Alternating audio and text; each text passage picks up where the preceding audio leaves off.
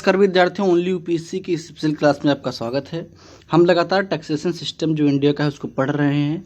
कल की क्लास में हमने मैट पढ़ा था, जैसा कि आप पीडीएफ में देख रहे हैं। आगे आज हम पढ़ेंगे पूंजी लाभ कर क्या होता है। इसमें दो प्रकार के होते हैं, एक तो अल्पकालीन होता है, एक दीर्घकालीन होता है। तो आज की क्लास में हम यही समझेंगे कि पूंजी लाभ कर क्या होता है, ठीक है, जिसको कैपिटल गेन टैक्स भी बोलते हैं। ठीक है, आइए देख लेते हैं। जब किसी संपत्ति को खरीद या बेचकर बनाया जाता है तो ऐसे लाभ को पूंजी लाभ कहते हैं। ठीक है, पहले पूंजी लाभ होता क्या है ये समझ लीजिए कि जब किसी संपत्ति को आपने खरीदा या उसको बेचा तो उस पर जो लाभ बनता है उसको पूंजी लाभ कहते हैं। ठीक है, इस पूंजी लाभ पर लगने वाला कर ही पूंजी लाभ कर है। यह भी एक प्रत्यक्ष कर है। ये कैसा कर है? डायरेक्ट टैक्स है। ठीक है, देखिए एक चीज़ है, आप जो है लगातार जो पढ़ रहे हैं अभी हम कुछ डायरेक्ट टैक्स के बारे में पढ़ रहे हैं। ठीक है, तो एक लिस्ट आप ज़रूर बना लीजिएगा कि डायरेक्ट टैक्स कौन सा है और इनडायरेक्ट कौन सा है। हालांकि अगर आपने डायरेक्ट और इनडायरेक्ट को अच्छे से समझा है तो इसमें कोई बहुत कन्फ्यूजन की स्थिति नहीं रहती है, आप आसानी से उसको अलग कर सकते हैं। यह भी एक प्रकार का प्रत्यक्ष कर है जिसे केंद्र सरकार संकलित करती है, यानी कि केंद्र सरकार उसको वसूलती है। यहाँ संपत्ति में चल एवं अचल दोनों प्रकार की संपत्तियों को सम्मिलित किया जाता है। जैसे भूमि कैसी संपत्ति? अचल, जो चल नहीं सकती है। मकान अचल संपत्ति है, सोना चल सकता है। ठीक है, तो चल संपत्ति है, चांदी चल सकती है, शेयर चल सकता है। तो जो पूंजी लाभ होता है वो चल अचल दोनों संपत्तियों के बेचने या खरीदने पर बनता है और उस पर जो कर लगता है उसको पूंजी लाभ कर कहा जाता है। भूमि एवं मकान के संदर्भ में जब इन्हें 2 वर्ष के भीतर बेचा गया हो, सोना एवं चांदी के मामले में इन्हें 3 वर्ष के भीतर बेचा जाए एवं शेयरों को 1 वर्ष के भीतर बेचा जाए, तब प्राप्त किए गए लाभ को अल्पकालीन पूंजी लाभ कहेंगे। ठीक है, अब यहाँ से थोड़ा बात को आपको समझना है। ये जो पूंजी लाभ कर है इसको 2 भाग में बांटा गया है, एक तो अल्पकालीन लाभ, एक दीर्घकालीन लाभ। और इन दोनों को अलग करने के लिए वर्ष निर्धारित किए गए हैं। ठीक है, इन दोनों को अलग करने के लिए वर्ष निर्धारित किए गए हैं। ठीक है, तो जो अल्पकालीन लाभ कर है उसके लिए है कि जो अचल संपत्तियां हैं, यानी कि भूमि और मकान है, अगर वो 2 वर्ष के भीतर बेचा गया हो तब वो अल्पकालीन में आएगा। सोना और चांदी अगर है तो ये 3 वर्ष के भीतर अगर खरीदा या बेचा गया हो तो ये अल्पकालीन में आएगा। और शेयर जो है 1 वर्ष के भीतर बेचा जाए तो ये अल्पकालीन में आएगा। शेयर क्या होता है ये अगर आप नहीं जानते हैं तो आगे क्लास में आप पढ़ेंगे। हालांकि मैं आपको बता दूं कि शेयर का मतलब हिस्सा होता है। जब किसी बड़ी कंपनी में कोई हिस्सेदार होता है तो जितने का वो हिस्सेदार होता है उतने प्रतिशत का वो शेयर धारक होता है। ठीक है, इसको बारीकी से हम जब आपको शेयर मार्केट पढ़ाएंगे तो वहाँ पर पढ़ाएंगे। ठीक है, तब प्राप्त किए गए लाभ को अल्पकालीन पूंजी लाभ कहते हैं। इस पर 15% की दर से अल्पकालीन पूंजी लाभ कर की वसूली होती है। ठीक है, तो जो अल्पकालीन पूंजी लाभ कर है उसके लिए जो निर्धारित समय सीमा है 2 वर्ष है अचल संपत्ति के लिए, 3 वर्ष है चल संपत्ति यानी कि सोना चांदी कैश के लिए, और 1 वर्ष है शेयर के लिए। ठीक है, जो कंपनियों में शेयर लिए जाते हैं। ठीक है, तो अगर इसके भीतर ही कोई लेन देन हो गया है तो उस पर अल्पकालीन पूंजी लाभ कर लगता है। ठीक है, अब आगे बात करते हैं। यदि भूमि या भवन को 2 वर्ष के उपरांत, सोना अथवा चांदी को 3 वर्ष के बाद एवं शेयर को 1 वर्ष के पश्चात बेचा जाए तब प्राप्त किए गए लाभ को दीर्घकालीन पूंजी लाभ कहेंगे। यानी कि जो निर्धारित समय सीमा भी आपने अल्पकालीन में पढ़ा, अगर वो समय सीमा क्रॉस हो जाती उसके बाद में खरीदा या बेच करके लाभ कमाया जाता है तब वो दीर्घकालीन लाभ कहलाएगा। और इस लाभ पर 20% की दर से दीर्घकालीन पूंजी लाभ कर लगता है। हालांकि शेयरों पर LTCG कर को 2004-05 में समाप्त कर दिया गया था। ठीक है, तो ये जो कर है LTGC यानी कि ये दीर्घकालीन वाला कर। ठीक है, लॉन्ग टर्म वाला, ठीक है। तो इसको जो है समाप्त कर दिया गया था 2004-05 में, ठीक है।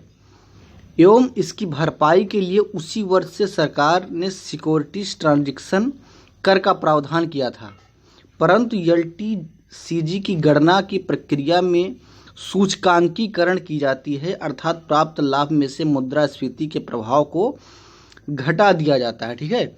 मुद्रास्फीति क्या होता है ये आगे क्लास में आप पढ़ेंगे, लेकिन मैं थोड़ा सा आपको बता दूं कि मुद्रा की जो क्रय क्षमता है उसमें अगर सिकुड़न आ जाए तो उसको मुद्रास्फीति बोलते हैं, ठीक है।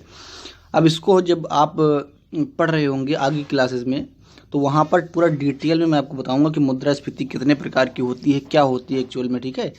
यहाँ पर बस ये जान लीजिए कि मुद्रास्फीति का मतलब होता है कि मुद्रा की क्रय क्षमता में खिंचाव आ जाना, ठीक है। अब आगे देखते हैं। एवं बचे हुए हिस्से पर 20% की दर से कर की प्राप्ति की जाती है, ठीक है। तो ये जो शेयर वाली बात है यहाँ पर उसके बारे में बताया गया है कि 2004-05 के बाद जो है जो दीर्घकालीन कर था शेयर पर उसको हटा दिया गया था, हालांकि उसको बाद में शुरू कर दिया गया।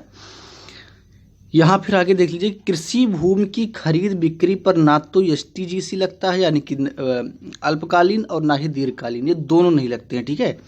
तो जो कृषि योग्य भूमि है उस पर कोई कर नहीं लगता, यानी कि अगर आपने खेत बेचा है जिस पर आप किसानी कर रहे थे तो उस पर कोई पूंजीगत लाभ कर आपको नहीं देना होता है, चाहे ना तो अल्पकालीन ना ही दीर्घकालीन।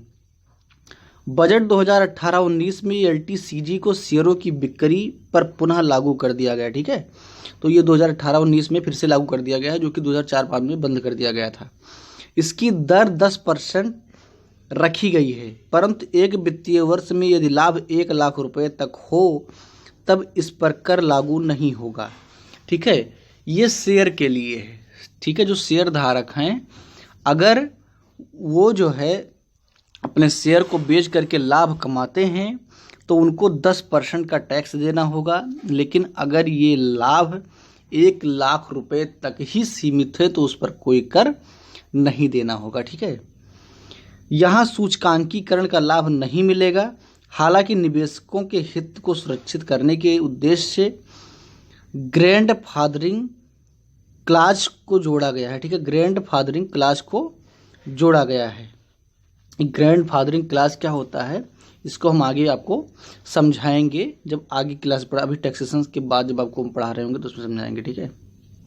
शेयरों की बिकवाली पर यह एलटीसीजी तभी लागू होगी जब शेयरों को 1 अप्रैल 2018 को या उसके बाद बेचा गया हो। कम से कम 12 महीने रखने के बाद इस ग्रैंडफादरिंग क्लास के तहत 3 महत्वपूर्ण कीमतों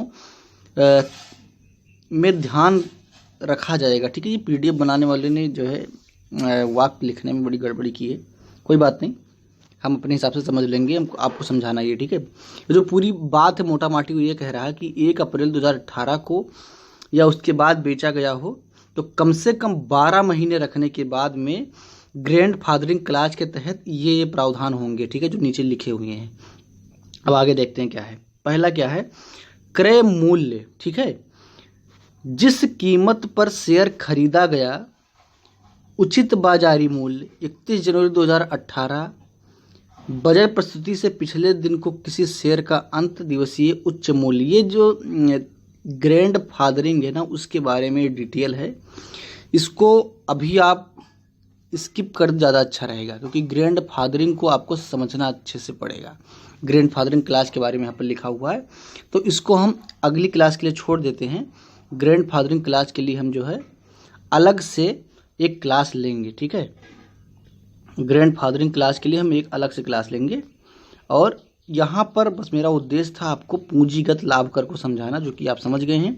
ये शेयर से रिलेटेड है, जब शेयर मार्केट आप पढ़ रहे होंगे तो वहाँ पर आपको ये ज़्यादा अच्छे से समझ में आएगा और इस पर एक अलग से ही जो है हम वीडियो बना देंगे ग्रैंड फादरिंग होता क्या है, ठीक है। तो यहाँ पर पूंजी लाभ कर आपने समझ लिया होगा, एक बार मैं फिर से आपको रिकॉल करा दूँ, उसके बाद में क्लास हम ख़त्म करते हैं। पूंजी लाभ कर होता ये है जब आप संपत्तियों को खरीद या बेच करके लाभ कमाते हैं तो उसको पूंजी लाभ कहते हैं और उस पर लगने वाले कर को पूंजी लाभ कर कहते हैं। ये दो प्रकार के होते हैं, दीर्घकालीन और अल्पकालीन, ठीक है। इसमें दोनों के लिए अलग अलग समय निर्धारित है। अगर कोई अचल संपत्ति है तो 2 वर्ष के भीतर अगर उसको बेचा गया है, खरीदा गया है, तो वो अल्पकालीन में आएगा। अगर सोना चांदी या कैश है, सोना चांदी है, इस प्रकार की जो है, कैश तो नहीं, कैश नहीं हो, संपत्ति नहीं होता, तो सोना और चांदी अगर है तो अगर उसको 3 वर्ष के भीतर बेचा गया है तो वो किस में आएगा, अल्पकालीन में आएगा। और अगर शेयर है उसको 1 वर्ष के भीतर बेचा गया है तो वो अल्पकालीन में आएगा। और अगर इसके बाद बेचा गया तो दीर्घकालीन में आएगा। अल्पकालीन में 15% टैक्स देना होता है और दीर्घकालीन में 16% देना, माफ़ करना, 16 नहीं 20% है, 20%, ठीक है, 20% देना होता है। तो ये इनका टैक्स रेट है। उसके बाद में एक चीज़ और है कि जो शेयर हैं उन पर 2004-05 में जो दीर्घकालीन कर है उसको हटा लिया गया था, लेकिन 2018-19 के बजट में उसको फिर से इंट्रोड्यूस कर दिया गया है और उस पर 10% कर आरोपित किया गया है।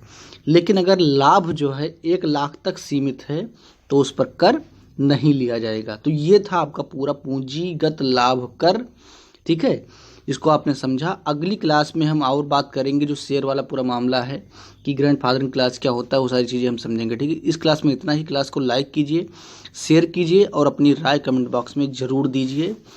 धन्यवाद।